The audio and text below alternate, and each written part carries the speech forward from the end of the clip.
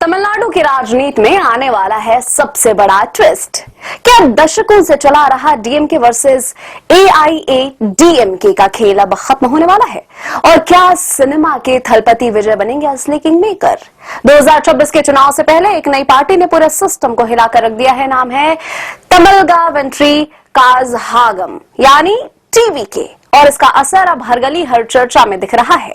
कुछ साल पहले तक चेन्नई की गलियों में सिर्फ दो रंग दिखते थे, डीएमके और एआईएडीएमके, यानी राजनीति पूरी तरह या तो ये या तो वो वाली थी।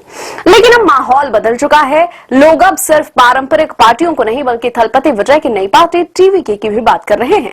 तमिलनाडु की राजनीति जो दशकों से दो ध्रुवों के बीच फंसी थी, अब मल्टीपोलर होती दिख रही है, और यही बदलाव 2026 के चुनाव को बेहद दिलचस्प बना रहा है।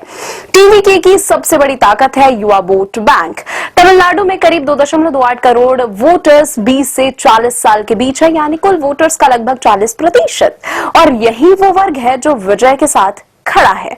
12.5 लाख नए वोटर्स जो पहली बार वोट डालेंगे, वे विजय को फ्रेश ऑप्शन मान रहे हैं। बेरोजगारी भत्ता, इंटर्नशिप जैसे मुद्दों पर फोकस करके विजय ने सीधे युवाओं के दिल में जगह बना ली है। अब सबसे बड़ा सवाल, अगर टीवीके को सिर्फ 10 से 20% वोट मिलते हैं तो क्या फर्क पड़ेगा? फर्क बहुत पड़ेगा। तमिलनाडु में जीत का अंतर अक्सर बेहद कम होता है। ऐसे में अगर कोई तीसरी पार्टी 15% वोट ले जाती है तो वो सीधे डीएमके और एआईएडीएमके के वोट बैंक में सेंध लगा लेती है। मतलब साफ है, टीवीके सिर्फ वोट कटवा नहीं बल्कि गेम चेंजर भी बन सकती है।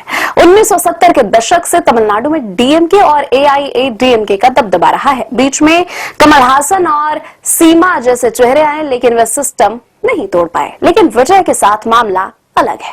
उनका मास अपील गांव से लेकर शहर तक फैला हुआ है। उनके फैन क्लब विजय मक्कल यक्कम पहले से ही जमीनी नेटवर्क की तरह काम कर रहे हैं, यानी ये सिर्फ एक स्टार के एंट्री नहीं बल्कि एक मजबूत चुनावी मशीन की शुरुआत है।